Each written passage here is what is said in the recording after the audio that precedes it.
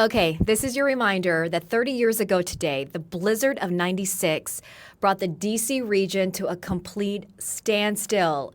And I remember it so well. I know so many of you do as well. At the time, I was in middle school. I grew up in the DMV since I was 3 years old. This is the first place we landed as soon as we immigrated to the States. And growing up here at that time, I had never seen snow like that before. And I felt like the snow would never melt. And I'll never forget my dad looking over at my sister and I as we were like so happy it snowed because that meant no school. And he looked over and said, "Oh no, we're all helping. Get bundled up."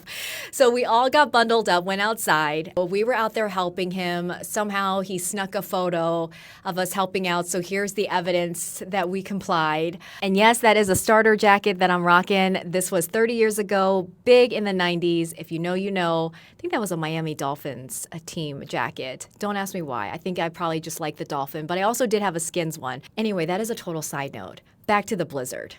The blizzard of 96 dumped historic snowfall. Our area was buried under 17 to 21 inches of snow. I think Reagan National recorded like 17.3 inches. Other areas west of DC had over 30 inches. I mean, the entire region was paralyzed, and the federal government, local governments shut down for at least 3 days.